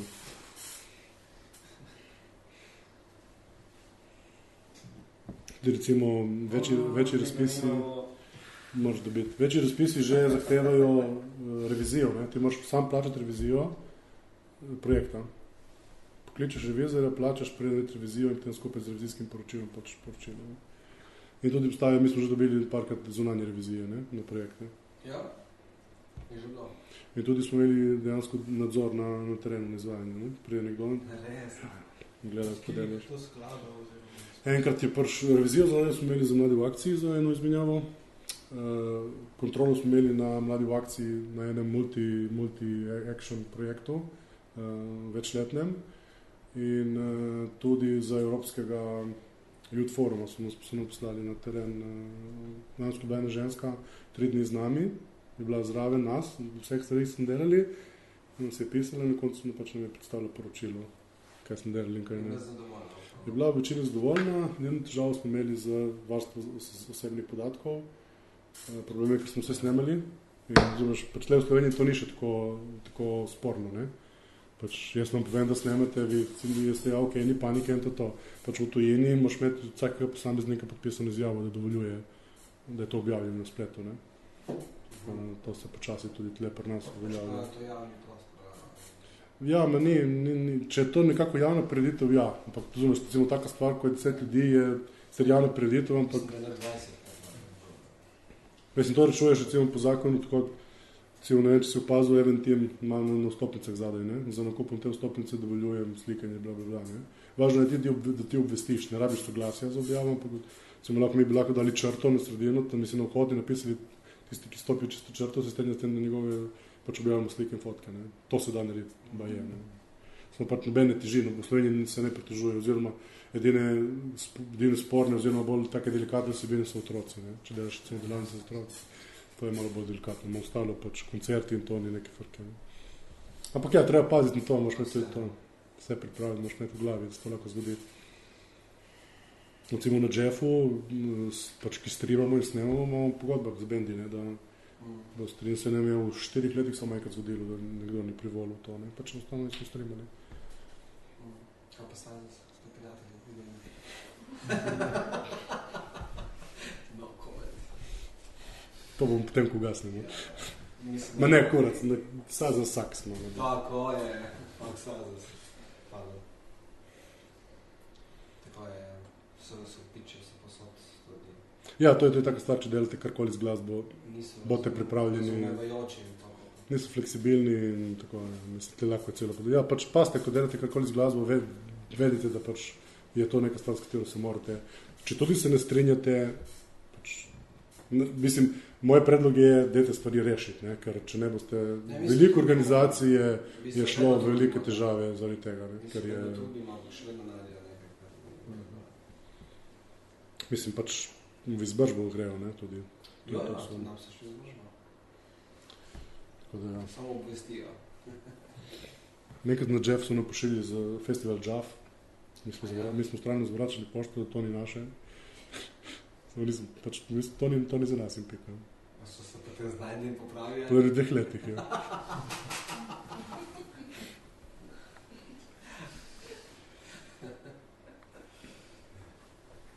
Ja, mi vsako leto na Vendimi skušamo veniti na Šaratovju, da pred začetkom koncerta bi radi še enkrat nek pas za hrano, pijačo, za vse džabe, samo za špijuna, domače, če da bi iskati. Nihče se ni upal priti na odr to iskati.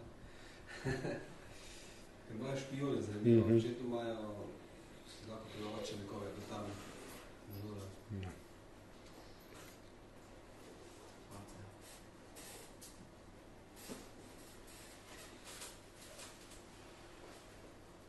Ne moš kaj. Slik se gre 2 uri, tam imam, jaz sem navajen imeti 6-7 ur stanko. Nemo.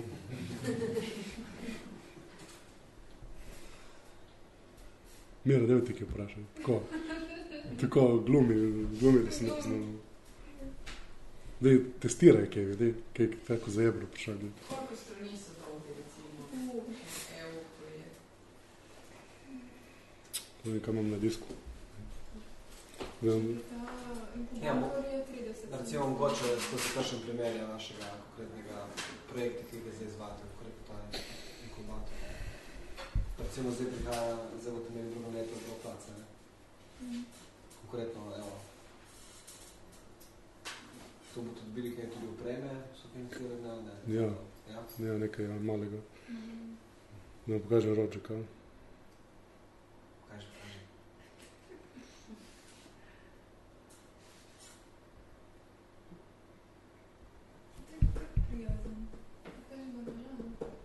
No, ta je bil daljši. To je dejansko projekt, na katerem smo trenutno.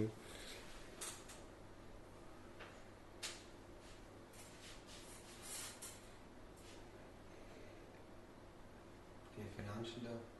Nije, to je posebej. To pa ti da pokažem. Ne, 114,000 evrov vreden projekt. Lahko ti pokažem finančni načrt. Čakaj, ne vem, kaj je zanimivo. To je recimo dobro, to je zanimivo, ne? Recimo pri kratkotrajni učinki in dolgoročni rezultati. To, kar vidite tle, to je vse v pogodbi. Mi smo pogodbeno zavezani, da te številke dosežemo.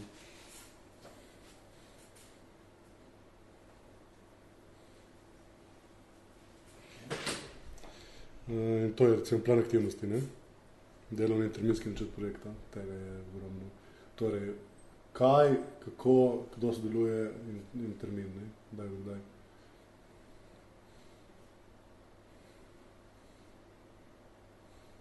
Ne vem. To je to, kar dejansko te vi, ki ste udeleženi na usposabljanju, to je bilo recimo plan usposabljanja. Rok za ta razpis je bil 27. december 2012. Mi smo imeli Božiča lani. Jaz sem še pač vidim, kaj smo pisali. Jaz sem bil na večer, kao pred Božičem, ki imamo doma večerjo vsako leto, ko sem imel večer in tako na telefonu. To so reference. In to je pač projektna skupina.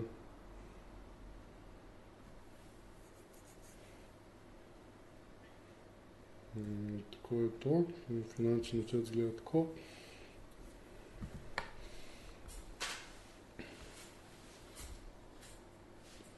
To so te skupine stroškov, to so vsaki stroški posebej.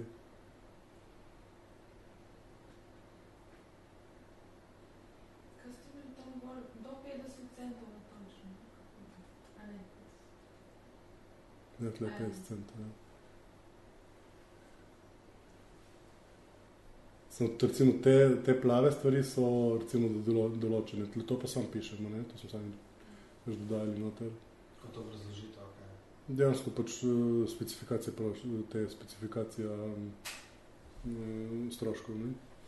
Tako zgledam, taka stvar. Norvežani. To je za kulturni inkubator. Ja. Onda vidimo Norvežane. To je oni, norveški skladi, ki so. Ne, to je bil dejansko Ministrstvo za kulturo, ampak Evropski socialni sklad razpis. Kako vaša ideja, kulturni Ja. inkubator? Dejansko pač inkubator kot tak ne. Mislim, da so bili v tem roku 2 ali 3 inkubatorji dejansko sprejeti na različne načine, ampak to je pač neka metoda, ki se ful uporablja zdaj tudi na področju kulture. Je štartala s podjetništvom, ampak se uporablja tudi za kulturo. Ne? Norvežani. Mislim, kaj pa to tam Norvežani? To je dejansko tem nadaljevanje tega, ne? To je working progress. Kaj pa kakšne te primeri dobre prakse, ali kaj iz tujine, dobite kakšne ideje še? Ja, veš, mislim, s tem, ko delamo ful mednarodnih projektov, smo si naredili dobro mrežo mednarodnih partnerjev. Ne? In pač začeli smo z Youth in Action in potem veš, smo rasli skupaj organizacije. Ne? Mi smo iz mladinskega področja smo prišli na večje zadeve. Ne? To je recimo Norveški sklad finančno. Mislim, ta vsebinski del.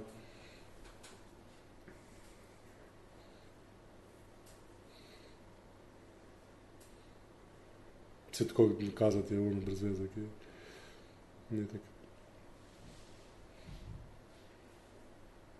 Ne, tega je 12 strani. Ja, se izgleda prestrašno. Ni več. Ne, koliko je na koncu bilo? Ne, na koncu jih je bilo skoraj še. Kar se spirajo strani. Še spirajo, še vedno, več ne dobro. Ne, ni, to je to. 60 strani.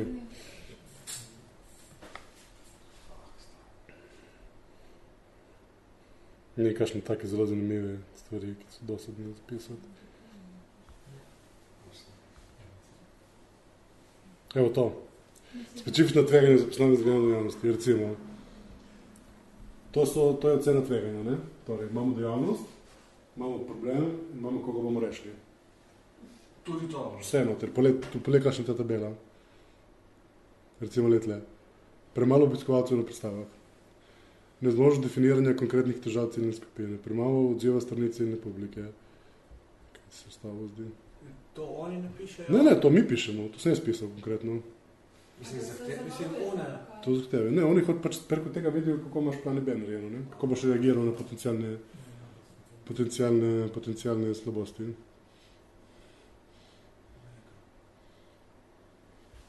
Mislim, to je tako, kot si rekel prej, da če dodatno napišeš, si bolj kredibilen, si sam to naredil, ste sami to naredili, ali... Ne, oni imajo, recimo, ta... Postavka? Oni je postavka tveganja, ne? Ok, postavka tveganja. Ja. Tveganje izvedbo projekta, ne? To je navodilo. Katero tveganje lahko vpliva na izvedbo projekta, kako boste ukrepili, da se tega izognete ali jih izmanjšate. Dejansko pač te stvari izgledajo ful grozljive, ko jih vidiš prvič, ne? Ma niso, to je dejansko, če ti vidiš projekt, če imaš projekt, če ga živi, če ga dihaš z njim, boš točno vedel, kaj lahko gre narobe. Če imaš izkušnje, če ti nekaj prvič delaš, ne, ampak tako. Da imam še finance, sploh sem spomnil, ko zgleda finance.